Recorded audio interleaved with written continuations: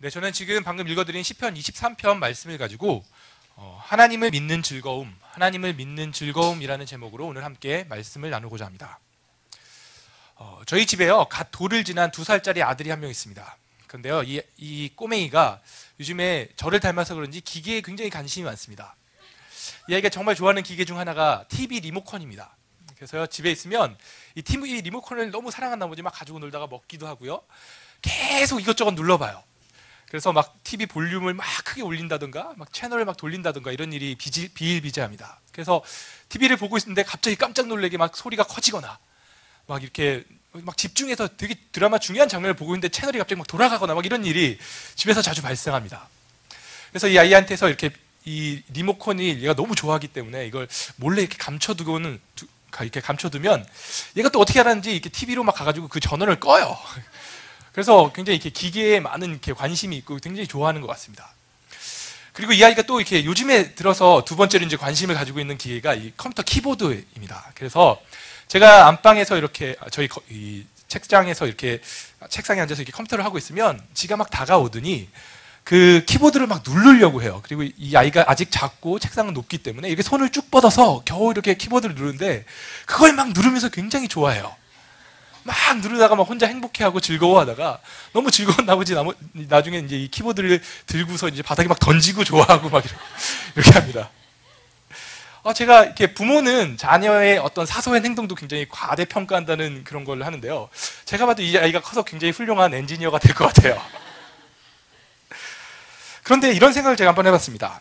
만약에 하준이가 지금은 이렇게 키보드나 뭐 이렇게 리모컨을 그냥 막 눌러서 좋아하고 막 던지고 놀고 좋아하는데 지금 이런 것이 아니라 만약에 한 20년쯤 지나서 여러분같이 한 22살 나이가 돼서도 여전히 그때도 이 리모컨을 가지고 막 누르다 어쩌다 돌아가면 막 좋아하고 막 키보드로 이렇게 뭐 레포트를 쓰거나 인터넷 서핑을 하는 것이 아니라 그때도 막 키보드를 막 이렇게 누르다가 막 던지고 좋아하고 과연 그렇다면 내가 이 아이를 보고 기뻐할 수 있을까? 부모로서 결코 그걸 보고 기뻐하지 못할 것 같아요. 아마 굉장히 이렇게 슬픈 심정으로 굉장히 울며 좋은 병원을 알아볼 것 같습니다. 그런데요, 제가 이런 엉뚱한 생각을 해보다가 문득 하나님께서 우리를 보실 때 같은 마음이 아닐까라는 생각을 하게 되었습니다. 우리가 이렇게 교회 다니고 신앙생활을 하고 하나님을 믿는다고 하는데요, 많은 경우에 우리가 하나님이 주시는 진짜 즐거움, 하나님으로 인해서 우리가 누릴 수 있는 많은 즐거움을 누리기보다는 그냥 그 외의 것들, 그냥 어쩌다 얻어 걸리는 즐거움, 그냥 교회 생활하다가 뭐 이렇게 어쩌다 가끔씩 내가 얻어 걸리는 즐거움으로 인해서 기뻐하고 정작 하나님이 주시는 많은 즐거움은 정말 좋은 것은 누리지 못하면서 살아가는 것이 아닌가. 우리의 신앙생활이 그런 면이 많지 않나라는 생각을 해보게 되었습니다. 제가 여러분에게 한번 물어볼게요. 여러분 정말 하나님 믿는 것이 즐거우십니까? 여러분 교회 다니는 것이 정말 행복하신가요? 여러분 대체 왜 교회를 다니시나요? 저기 찔리시는 분들도 계신 것 같아요. 네. 때로 우리는요, 정말 하나님을 믿는 즐거움 때문에 교회에 다니기보다는 뭔가 의무감과 책임감 때문에 다니는 경우가 많습니다. 그래서요, 어려서는 내가 그냥 뭐 이렇게 우리 부모님이 교회를 다니셨기 때문에 어쩔 수 없이 교회를 다니기 시작하고, 그래서 막 이렇게 뭐 이젠 뭐 습관이 되어서 다니기도 하고, 정말 즐거움 때문이라기보다는 그냥 다녀왔으니까 다니는 경우가 굉장히 많습니다. 때로는 내가 교회 안 가면 괜히 또 부모님과 갈등이 생기고 피곤하기 때문에 뭔가 또 이렇게 부모님한테 이렇게 혼날까봐 다니는 경우들도 있습니다. 실제적으로 저도 고등학교 때 굉장히 친했던 친구가요, 교회를 다니는 이유가 딱 하나였어요. 교회를 안 가면 엄마가 집에서 밥을 안 줬어요. 그래서 그 핍박을 이기지 못해서 교회를 다니는 친구가 있었습니다. 때때로 우리는 이렇게 무슨 다른 사람에게 벌을 받을까봐가 아니라 하나님께 벌을 받을까봐, 혹은 내가 하나님으로부터 불이익을 당할까봐 교회를 다니는 경우들도 있습니다. 많은 사람들이 교회를 다니는 이유에 대해서 내가 천국 가기 위해서 이렇게 교회 다닌다라는 말을 많이 하는데요, 그런데 엄밀히 우리가 따져보자면 내가 정말 천국을 기대하고 천국을 가고 싶어서 교회에 다니기보다는 지옥 가기 싫어서 교회를 다니는 경우가 더 많습니다. 내가 정말 천국이 기대되고 내가 진짜 천국 가서 하나님과 함께하면 좋겠다라는 생각이 있는 것이 아니라, 그건 그렇게 기대되진 않는데 그래도 내가 지옥 가서 막 불구덩이, 그런데 내가 도저히 못 갈 것 같고 그것보단 나으니까 천국에 가고 싶다, 이런 마음들이 우리 가운데 있는 경우들이 많습니다. 그래서 우리가 엄밀히 순위를 매겨보자면 3위는 지옥이에요. 그리고 2위는 천국, 그리고 1위는 어떻게 내가 가능만 하다면 이승에서 영원히 살고 싶어 합니다. 여러분 정말 이렇게 천국을 기대하십니까? 하나님과 함께하는 걸 기대하십니까?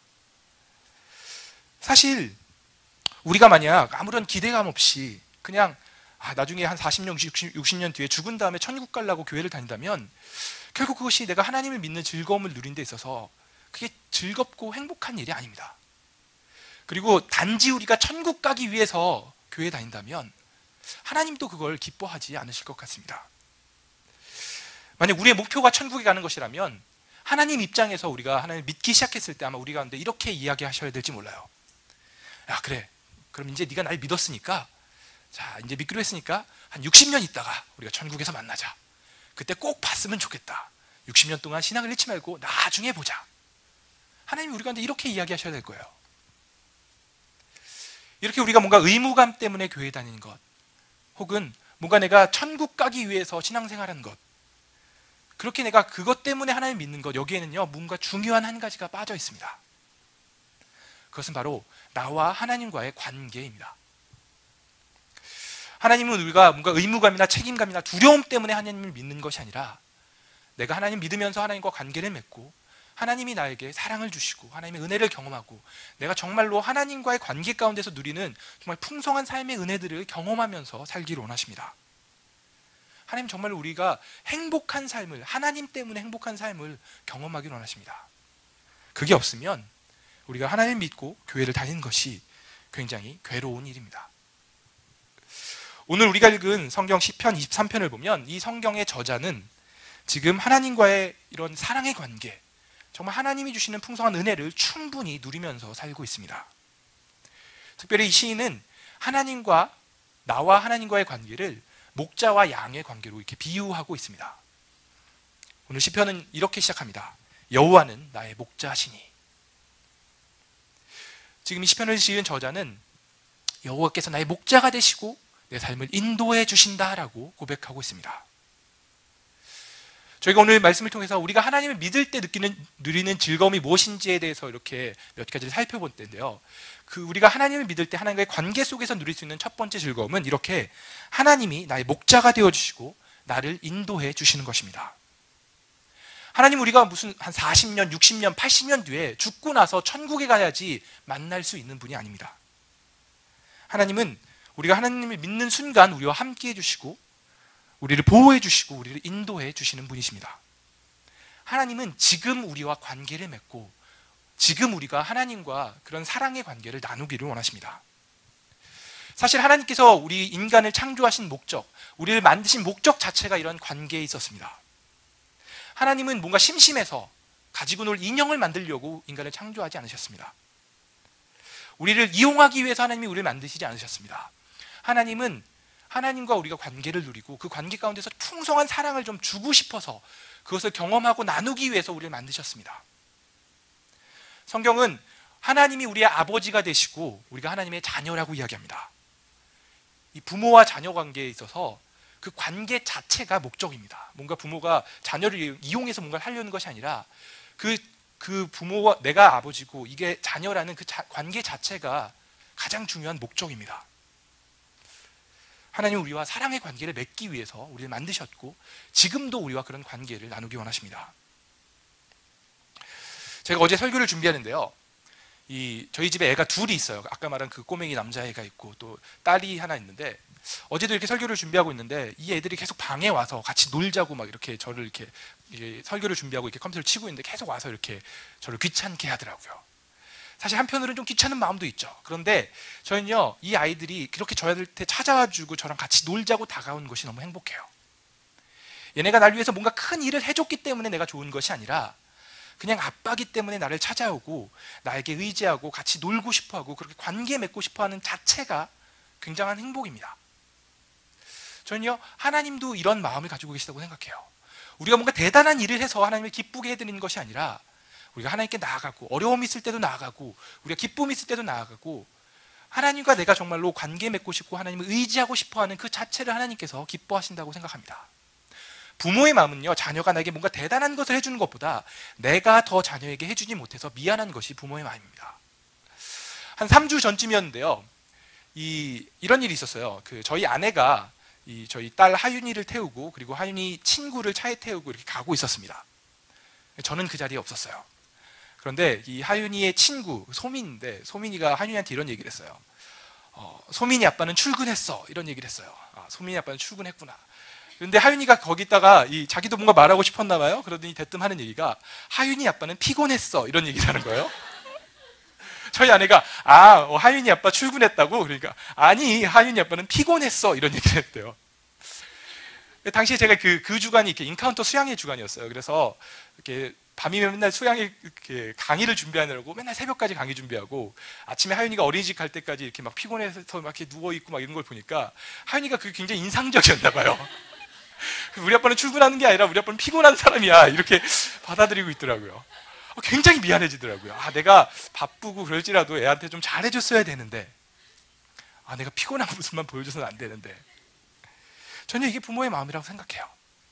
이게 자녀에게 더 못해준 것 때문에 미안하고, 이 아이에게 더 사랑을 부어주고, 그렇게 관계를 나누는 것 자체가 부모가 자녀에 대해서 갖는 마음입니다. 하나님은 우리와 그런 사랑의 관계를 맺고 싶어 하십니다. 그리고 그렇게 사랑의 관계만 맺는 것이 아니라 그런 관계 가운데서 오늘 본문에 나온 것처럼 우리 삶을 인도해 주시기 원하십니다. 저는 이번 주에 이 말씀을 준비하면서 이 본문 말씀을 굉장히 많이 묵상했습니다.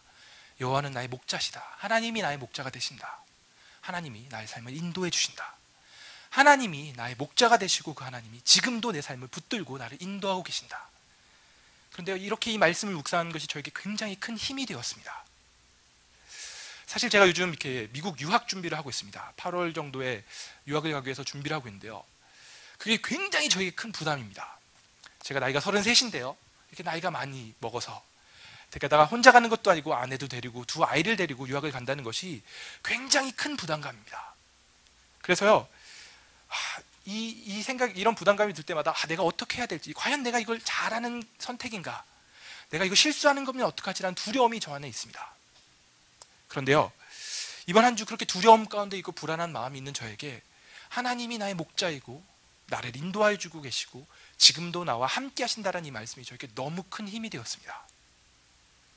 그래, 내가 지금 이것을 선택한 것이 내가 혼자 한 것이 아니라 내가 기도하는 가운데 하나님께서 나에게 마음을 주시고 내가 하나님과 함께 산 선택이고, 나에게 이렇게 도전할 수 있도록 기회를 주시고 나에게 도전할 마음을 주신 분도 하나님이시고, 그 하나님이 지금도 나를 인도하고 계시다. 제가 그것을 믿으니까요, 제 안에 있는 불안감과 두려움에도 불구하고 제가 그것에 있어서 막 겁내고 멈춰 있는 것이 아니라 담대하게 지금 내가 할 수 있는 일을 준비할 수 있었습니다. 저는요, 그래서 정말 이렇게 하나님이 나와 관계를 맺고 하나님이 나를 인도하고 계시다는 것이 너무 좋습니다. 그 관계가 없으면 요즘 제가 갖는 부담감을 제가 이겨낼 수 없을 것 같아요.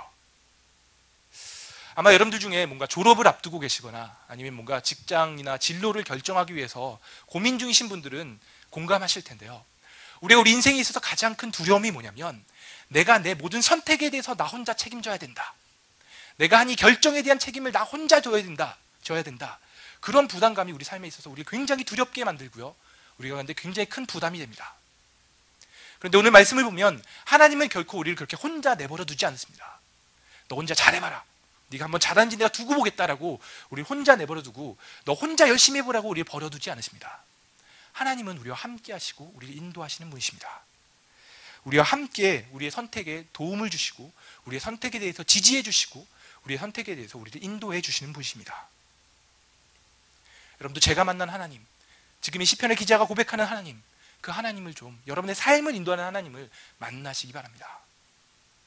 그렇다고 해서 하나님이 우리의 귀에 들리는 음성으로 선민아 네가 이 길을 가야 된다, 이렇게 그런 식으로 우리가 말씀해 주지 않으십니다. 저도 그런 얘기는 못 들어본 것 같아요. 하지만 우리가 기도할 때, 말씀을 볼 때, 그리고 내가 무슨 결정에 있어서 하나님께 물을 때 각자에게 다른 방법일 수 있지만 분명히 내가 확신할 수 있는 방법으로 하나님께서 우리가 응답을 주십니다. 그리고 그렇게 하나님과 함께하는 것, 하나님이 나를 인도해 주시는 것을 내가 경험하면 그것이 정말 우리 삶에 있어서 큰 힘이 되고요, 큰 즐거움이 됩니다. 하나님이 내 삶을 인도해 주시는 것이 우리가 하나님을 믿는 가장 큰 즐거움입니다. 여러분도 그냥 여러분 인생에 있어서 하나님 믿는다고 하면서 모든 부담 나 혼자 지고 두려움 가운데 살아가지 마시고요. 여러분과 함께 하신 하나님과 가까이 하시고 그 하나님의 인도하심과 하나님의 도우심을 경험하면서 살게 되시기를 바랍니다. 다음으로 우리가 하나님과의 관계 속에서 누릴 수 있는 두 번째 즐거움은 하나님이 나의 필요를 채워주신다는 것입니다. 하나님이 나의 필요를 채워주십니다. 오늘 성경에서 하나님이 나의 목자가 되신다고 고백한 이 시편의 저자는 바로 이어지는 말씀을 통해서 그 목자이신 하나님이 나의 모든 필요를 채워주신다라고 말하고 있습니다. 오늘 시편 1절과 2절은 이렇게 말합니다. 여호와는 나의 목자시니 내게 부족함이 없으리로다.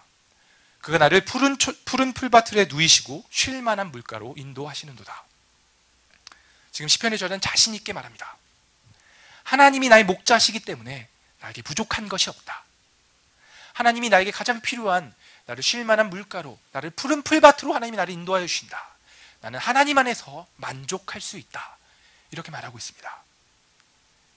성경이 말하는 것처럼 우리는 하나님과 함께할 때 만족할 수 있습니다. 앞서도 말씀드렸지만 하나님께서 우리를 만드실 때 하나님과의 관계를 나누기 위해서 우리를 만드셨습니다. 다시 말해서 우리 안에 하나님과의 관계가 없을 때 우리가 하나님과 관계를 맺기 위해서 창조되었기 때문에 우리 안에 그런 하나님과의 사랑의 관계가 없을 때 우리에게는 그 채워질 수 없는 공허함, 뭔가 갈급함, 갈등이 우리 가운데 있습니다. 왜냐하면 우리가 만들어진 목적 자체가 하나님과 관계 맺기 위해서 만들어졌기 때문에 그것이 없을 때 우리는 만족할 수 없는 뭔가 공허함이 우리 가운데 있습니다. 한 달쯤 전인가요? 제가 이렇게 힐링 캠프라는 TV 프로그램을 봤는데요. 그래서 박진영 씨가 나왔습니다. 그래서 그 사람이 자기 인생에 대해서 막 이렇게 이런저런 얘기를 많이 했습니다. 저는 굉장히 인상 깊었던 이야기가 그것이었어요. 자기가 20대 때 처음 이렇게 가수에 데뷔하면서 어떻게 하면 내가 인생에 만족할 수 있을까, 내가 정말 행복할 수 있을까를 생각했을 때 돈을 벌자라는 생각을 가졌다고 합니다. 그래서 내가 20억을 모으면 행복해질 것이다. 그래서 20억을 모으기 위해서 정말 최선을 다했대요. 데뷔하고 3년 만에 20억을 모았대요. 그런데 자기가 생각한 만큼의 만족이 오지 않았대요. 그때 얘기할 땐 한 33% 정도 만족되더래요. 그래서 이 돈이 아닌가 보다. 그럼 뭘 쫓아가야 될까 해서 사람들이 돈을 얻은 다음에 명예를 쫓으니까 그럼 내가 한번 명예를 얻어보자라고 해서 열심히 살았대요. 그래서 내가 작곡하는 사람인데 작곡가로서 최고의 명예가 무엇일까를 해봤더니 그래, 내가 미국에 가서 빌보드 차트에 앨범 차트 10위권 안에 드는 사람에게 내 곡을 줘서 그 앨범에 내 곡이 실리게 해보자. 내가 이걸 이 작곡가 최초로 한번 이런 걸 해보자라고 도전을 했대요. 그렇게 열심히 했더니 됐대요. 그래서 한 그 빌보드 차트 10위권 안에 드는 앨범 3개에 자기의 곡을 실었대요. 그랬더니 정말 명예를 얻고 나서 더 많이 행복해졌대요. 한 66% 정도 행복해졌대요. 근데 그래도 만족이 없었대요. 그래서 그럼 내가 이제는 무엇을 위해서 할 것인가를 생각해 봤더니 사람들이 더 이상 사랑을 받는 것이 아니라 내가 나눠주고 기부하고 자선을 베푸면 더 행복해진다라고 이야기를 들었대요.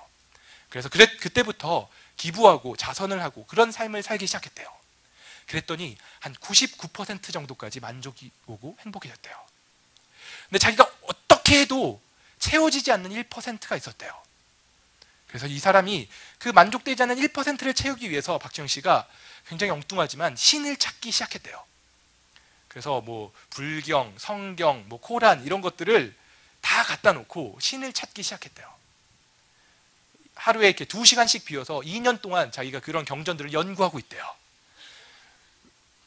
전 굉장히 이 사람을 놀랐어요. 그리고 이 사람을 얘기하는 것을 들으면서 무슨 마치 이렇게 성경에 보면 이 솔로몬 왕이 인생의 모든 것을 얻은 다음에 세상의 모든 것이 헛되다 이렇게 얘기하듯이 이분이 마치 그래, 돈을 구해도 우리가 만족함이 없었고요, 이렇게 명예를 얻어도 만족함이 없었고요, 결국은 내가 신을 찾아가기 시작했습니다.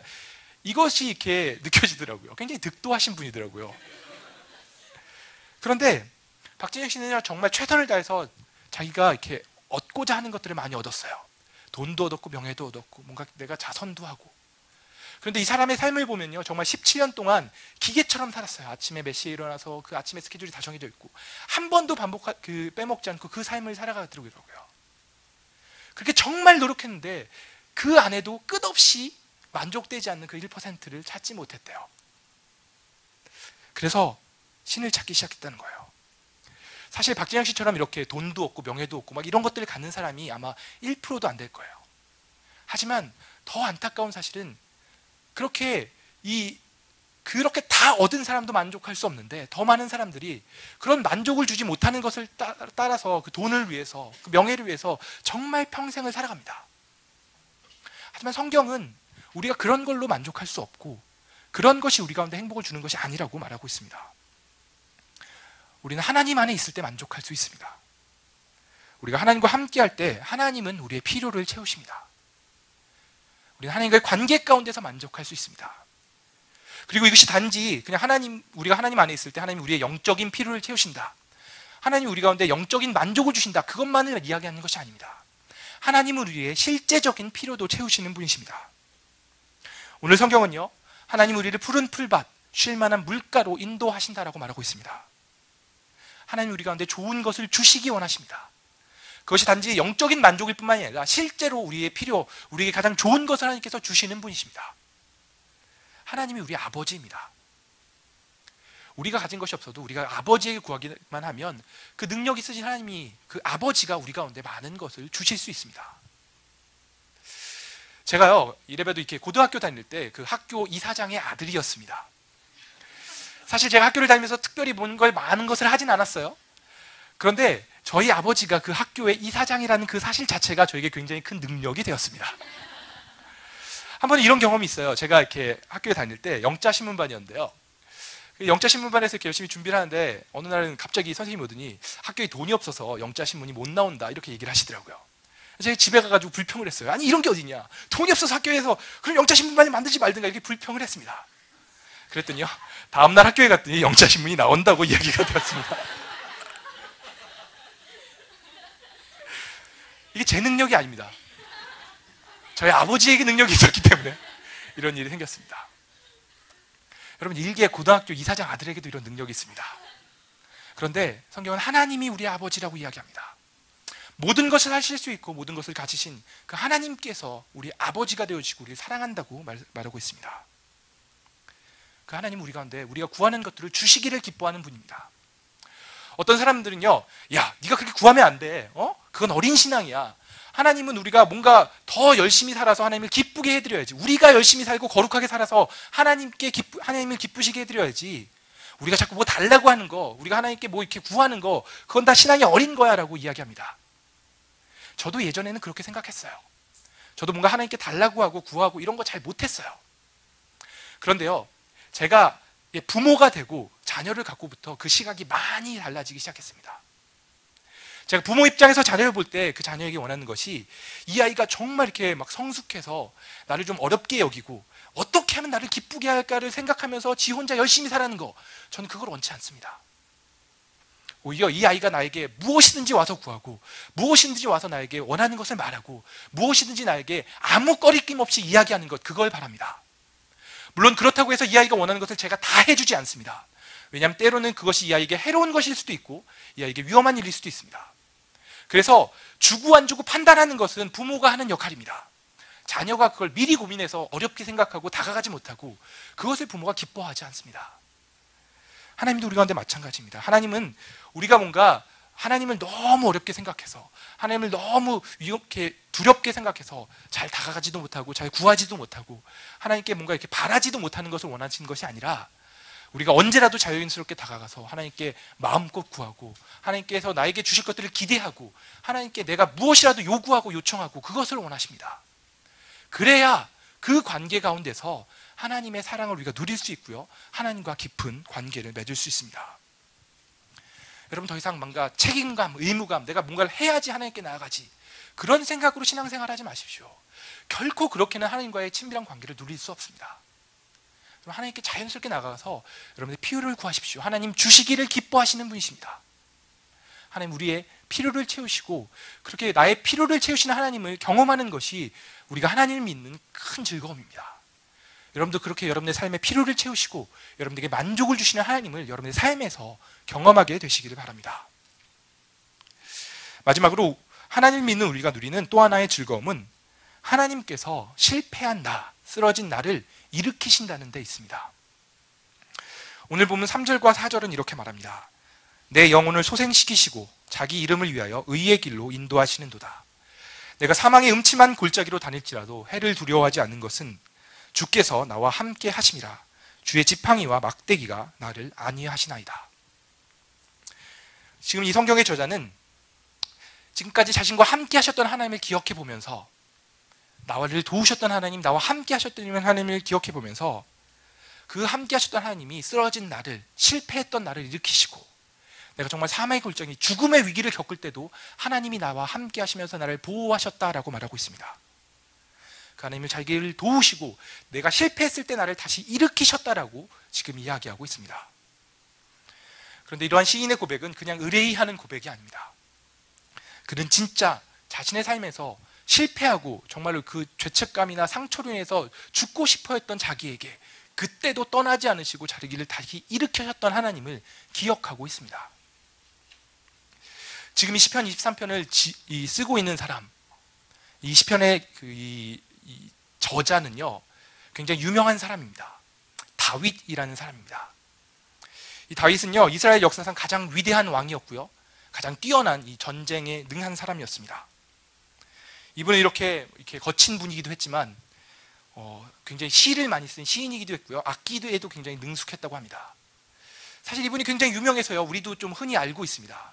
왜 우리가 중고등학교 때 이렇게 미술책을 보면 왜 다비드상이라고 해서 왜 뻘거벗은 사람이 이렇게 서 있는 게 있는데요, 그분이 이분입니다. 다윗입니다. 성경은요, 이 다윗을 그 시대를 대표하는 의인이요, 하나님이 인정하고 기뻐하는 사람이라고 말하고 있습니다. 하지만 이렇게 완벽해 보이는 다윗에게도 우리가 이 사람의 삶을 이렇게 성경을 통해서 살펴보면 그렇게 우리가 볼 때 결코 완벽한 삶을 살지 않았습니다. 아니, 우리가 봤을 때 뭐 이런 잘못까지 졌냐라는 치명적인 실수도 나타나 있습니다. 다윗이 이렇게 왕으로 있을 때 그 이스라엘이 주변 나라와 막 이렇게 전쟁을 많이 했습니다. 영토 확장을 위해서. 그런데 당시에 이렇게 전장에 있지 않고 왕궁에 있었던 이 다윗이 어느 날은 그 궁에서 보이는 여자를 이렇게 자기 침소로 데려와서 이렇게 같이 자게 됩니다. 그런데 알게 봤더니 이 여자가 이렇게 처녀가 아니라 지금 전쟁에서 싸우고 있는 굉장히 이렇게 뛰어난 장군의 이 아내였습니다. 그런데 덜컥 이 여자가 이렇게 임신을 했습니다. 지금 정말 자기를 위해서 충성을 다하는 이 장군의 부인과 자기가 이렇게 간통을 한 것입니다. 그런데 이걸 덮기 위해서 어떻게 해보려고 하다가 안 되니까 그냥 아예 이 장군을요, 전쟁터에서 죽도록 이렇게 음모를 짭니다. 불륜에 살인까지. 이게 사실 이것만 보면 이게 무슨 의인이야라고 우리가 생각할 정도로 다윗의 삶에는 치명적인 실수가 있었습니다. 그런데 그럼에도 불구하고 하나님은 신약에서 평가하실 때 이 다윗을 여전히 걔가 그 전까진 의인이었어라고 이야기하지 않으시고요, 그가 의인이었고 내 마음에 합한 자라고 이야기하십니다. 도대체 어떻게 이렇게 큰 죄를 지은 다윗에 대해서 하나님은 그렇게 용서하실 수 있었냐면, 그것은 그가 죄를 지은 다음의 반응 때문이었습니다. 이렇게 죄를 짓고 이렇게 넘어져 있는 다윗에게 어느 날 이 나단이라는 선지자가 찾아옵니다. 되게 볼품없는, 이름 알려지지 않은 선지자였습니다. 하나님 보내셔서 와가지고 당신이 왜 그랬습니까? 당신이 이렇게 하나님 앞에서 큰 죄를 졌습니다라고 이렇게 다윗 왕에게 이야기합니다. 사실 이미 막 장군도 죽였고 이미 다 이렇게 이 건너갈 수 없는 큰 죄를 졌기 때문에 아마 이 잘 알려지지 않은 별볼일 없는 이 선지자를 또 한 번 죽일 수도 있었을 것입니다. 그런데요, 다윗은 그렇게 하지 않고요, 하나님이 자기의 잘못을 이렇게 지적하실 때 그 앞에서 정말 이렇게 처절하게 회개합니다. 옷을 찢으면서 하나님, 내가 죄를 지었다고, 하나님 앞에서 내가 범죄했다라고 정말 절실하게 하나님 앞에 회개합니다. 다윗이 지은 많은 시 중에 하나를 보면요, 다윗이 그때 자기가 느낀 죄책감 때문에 정말 고통스러워서 뼈가 타고 이게 살이 타들어가는 것 같은 고통을 자기가 느낀다라고 이야기합니다. 그가 정말 잠을 이루지 못해서 죽게 될 정도라고까지 이야기합니다. 하지만 그런 상황 가운데서 자기가 정말로 이렇게 회개하고 하나님 앞에 나왔을 때 다윗은요, 다시금 자기를 받아주시고 자기를 용서해 주시는 하나님을 경험합니다. 엄청난 죄로 인해 쓰러지고 죄책감으로 인해 넘어졌던 자신을 일으키시고 자기를 다시 용서하시는 하나님을 다윗은 경험하게 됩니다. 우리는 흔히 하나님에 대해서 오해를 많이 합니다. 하나님은 뭔가 내 죄에 대해서 바로바로 나에게 이렇게 심판을 하시고 뭔가 내가 잘못하면 용서하지 않으시고, 기도에 대해서는 정말 내가 열심히 해야 어쩌다가 한 번씩 응답해 주시고 하는 인색한 하나님, 무서운 하나님으로 우리가 아는 경우들이 많습니다. 하지만 성경을 보면 하나님이 그렇지 않습니다. 시편 86편에서 다윗은 하나님에 대해서 이렇게 이야기합니다. 주는 긍휼히 여기시며 은혜를 베푸시며 노하기를 더디하시며 인자와 진실이 풍성하신 하나님이시다. 지금 이렇게 이야기합니다. 하나님은 긍휼이 많으시고 인자하시고 오래 참으시고 화를 내는 데는 천천히 하신다. 왜냐하면 그런 하나님을 다윗이 경험했기 때문입니다. 하나님은 우리의 잘못을 우리가 하나님께 고백할 때 용서하십니다. 우리가 어떤 잘못을 졌을지라도 하나님은 우리를 용서하십니다. 우리가 죄를 안 짓고 살 수 없습니다. 우리가 신앙생활을 하고 하나님을 믿는다고 해서 우리가 완전히 변화되어서 의인이 되어서 정말 죄 안 짓고 깨끗하게 살 수 없습니다. 언젠가 우리가 넘어질 때가 있고 시험이 찾아올 때가 있고 실패할 때가 있습니다. 하지만 그럴 때라도 우리는 하나님께 나아갈 수 있습니다. 하나님, 우리가 잘해야지만 우리에게 축복하시는 분이 아니라 우리가 넘어졌을 때라도 우리가 하나님께 나아가기만 하면 우리를 용서하시고 우리를 다시 일어날 수 있도록 우리를 붙들어 주시는 분이십니다. 저는요, 이렇게 여러분들에게 이렇게 하나님에 대해서 이렇게 말씀을 전하듯이 제 직업이 이렇게 하나님에 대해서 이야기하고 하나님의 말씀을 전하고 하는 일이 제 직업입니다. 여러분들이 보시기에 이렇게 앞에서 나와서 이렇게 이야기를 하니까 말도 굉장히 잘하고 재밌고 해서 저를 굉장히 훌륭한 사람으로 이렇게 생각하실 수도 있는데요. 저도 여러분들처럼 굉장히 이렇게 쉽게 이렇게 죄의 유혹을 받고 넘어질 때도 있습니다. 이렇게 가끔씩은 내가 강수한테 내가 이렇게 살아야 되나? 왜 이렇게 내가 또 이렇게 퍼져 있어도 되나? 이렇게 생각될 때가 있습니다. 하지만 그럴 때마다 저도 이렇게 다시금 하나님 앞에 나아갈 때 하나님이 이렇게 성경을 통해 보여줬던 것처럼 그래, 나는 넘어질 수밖에 없는 존재다. 하지만 이런 나도 하나님께 나아갈 때 하나님께서 다시 나를 용서하시고 다시 나를 일으켜 세우신다. 그 믿음을 갖고 하나님께 나갑니다. 내가 뭔가 더 나아져서 하나님께 나아가지가 아니라 그래, 내가 이렇게 실패하고 내가 넘어졌지만 그런 모습임에도 불구하고 내가 하나님께 나갔을 때 하나님이 나를 일으켜 주신다. 제가 그 생각을 가지고 살아갑니다. 우리가 신앙이 자라고 성장하고 신앙이 좋아진다는 것은 안 넘어지는 것이 아닙니다. 넘어져도 빨리 일어나는 것입니다. 내가 죄를 짓는 그 현장에서라도 다시 하나님께, 하나님, 내가 잘못했습니다. 내가 이 잘못을 범하지 않도록 나를 도와주십시오라고 그것을 털고 일어나고 다시 나를 일으켜 세우시고 나에게 사랑을 주시는 하나님을 경험할 수 있는 것이 신앙생활을 하면서 우리가 누릴 수 있는 하나님이 주시는 은혜입니다. 여러분들 그런 하나님을 만나고 살고 계십니까? 아니면 여전히 여러분은 여러분의 죄에 대해서 뭔가 죄책감을 느끼고 두려운 마음 가운데 내가 어떻게 하면 또 어떻게 벌받지 않고 살아갈 것인가, 그 생각을 하면서 신앙생활을 하십니까? 여러분이 이 두려움 가운데 신앙생활하는 것이 아니라, 두려움 가운데 하나님을 믿는 것이 아니라 용서하시고 나를 일으켜 세우시고 나에게 다시 한번 할 수 있는 힘을 주시는 그 하나님을 좀 경험하면서 그 하나님이 주시는 즐거움을 맛보면서 여러분들이 하나님을 믿게 되시기를 바랍니다. 이제 말씀의 결론을 맺도록 하겠습니다. 오늘 성경 이 시편 23편의 마지막 절을 보면 이 다윗이 꿈꾸는 천국에 대한 이미지가 등장합니다. 6절 말씀은 이렇게 말합니다. 내 평생에 선하심과 인자하심이 반드시 나를 따르리니 내가 여호와 집에 영원히 살리로다. 다윗은 지금 자신의 삶에서 자기가 하나님으로 인해서 누렸던 즐거움, 감사, 기쁨 이런 것들을 기억해 봅니다. 평생 자신의 삶을 인도하셨던 하나님, 나의 필요를 채우셨던 하나님, 내가 실패했을 때라도 나를 일으키셨던 하나님, 그 하나님에 대해서 다윗은 지금 기억해 봅니다. 그러면서 다윗은 그런 기억 가운데 나와 함께 하셨던 하나님, 나와 인도하셨던 하나님, 나를 언제나 붙드셨던 하나님을 기억하면서 다윗은 이런 고백을 하게 됩니다. 이런 하나님이라면 내가 영원히 이런 하나님과 함께 하고 싶다. 나를 이렇게 인도해주는 하나님이라면 내가 정말 이런 하나님과 영원히 함께 살고 싶다. 그것이 다윗이 꿈꾸는 천국의 모습입니다. 다윗은요, 내가 지옥 가기 싫으니까 천국 가야겠다 이런 생각하지 않습니다. 다윗은요, 내가 지금까지 함께 하신 하나님이 하나님과 함께 하는 것이 이렇게 좋구나.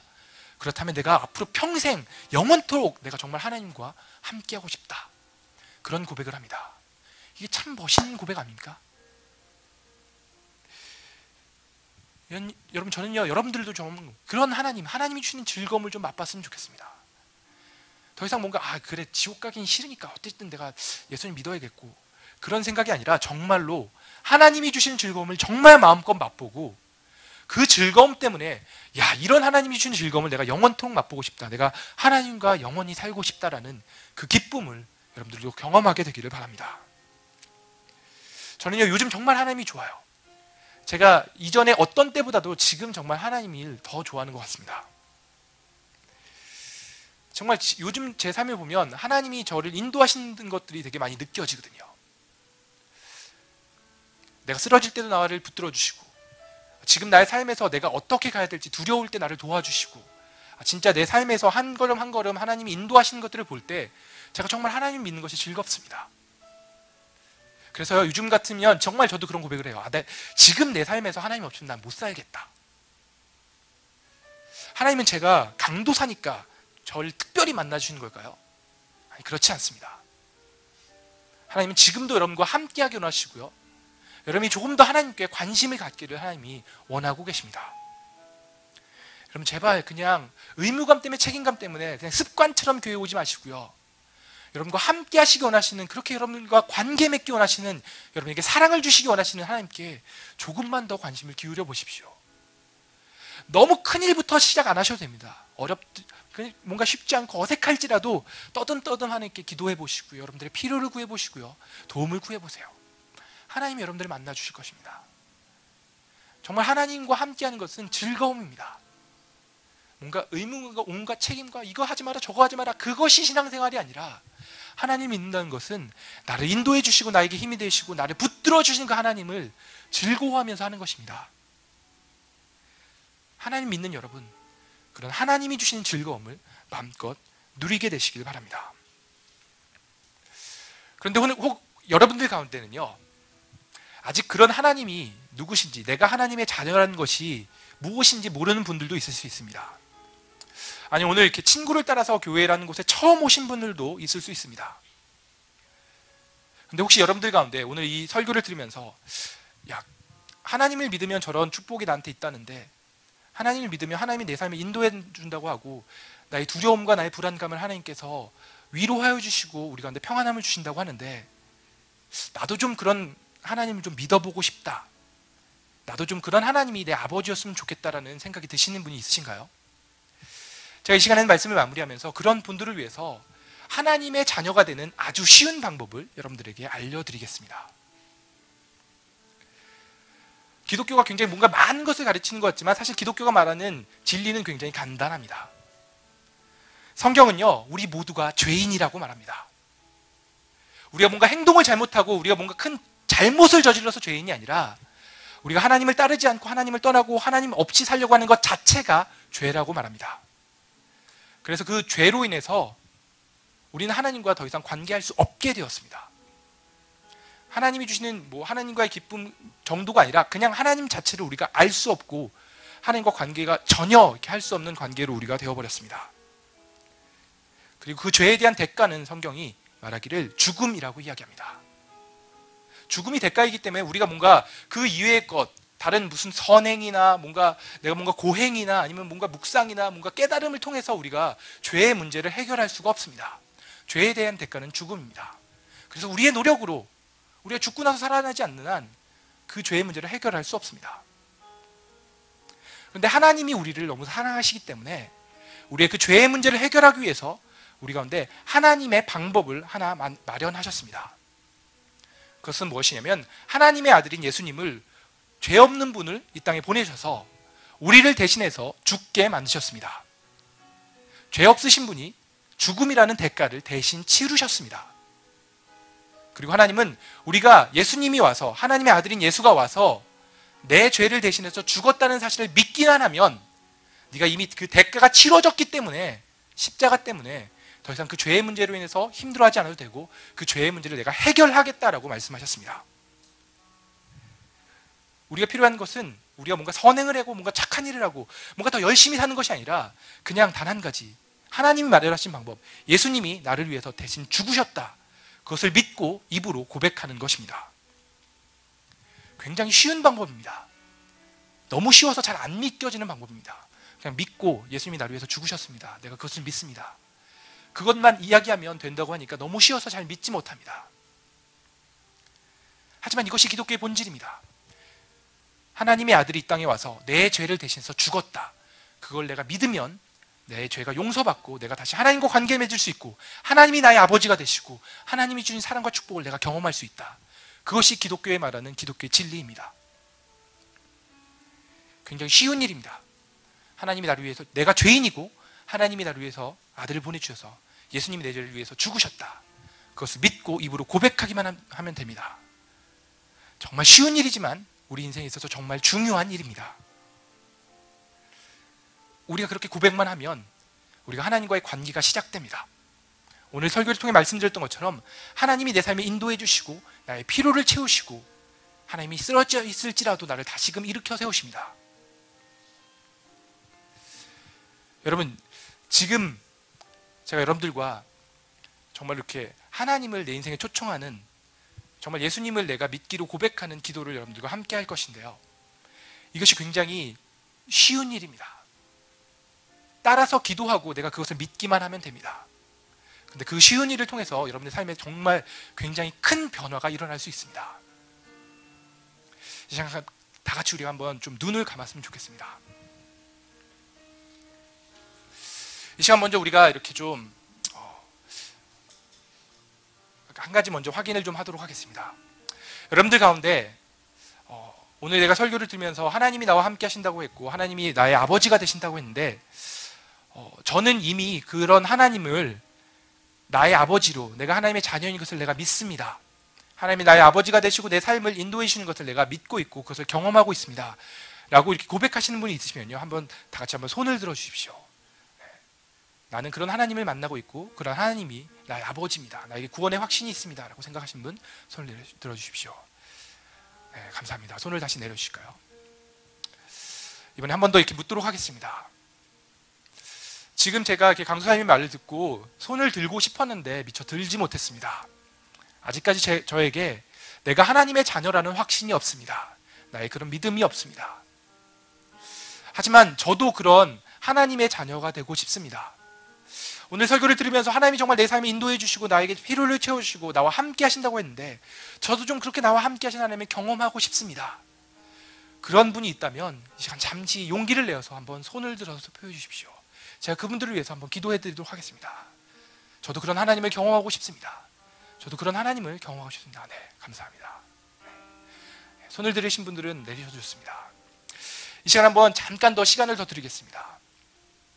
여러분, 사실 믿어지지 않을 수 있습니다. 아직 다 알지 못할 수 있습니다. 하지만 우리 삶에 있어서 하나님을 더 알아가는 것은 그 하나님과의 관계가 시작된 다음에 점점 더 알아갈 수 있습니다. 하지만 하나님이 우리 가운데 억지로 우리의 삶에 들어오실 수는 없습니다. 내가 초청해야 합니다. 내 삶에 초청하는 행위가 우리가 손을 들고 기도를 따라하는 것입니다. 혹시 여러분들 가운데 저도 하나님을 내 삶에 좀 초청해보고 싶습니다, 나도 하나님을 좀 믿고 싶습니다, 하나님의 인도를 받고 싶습니다 라고 생각되시는 분이 있으시면요, 아까 손 드신 분 외에 또 있으시면 잠깐 손을 들어서 한번 용기 있게 손을 들어 보십시오. 네, 감사합니다.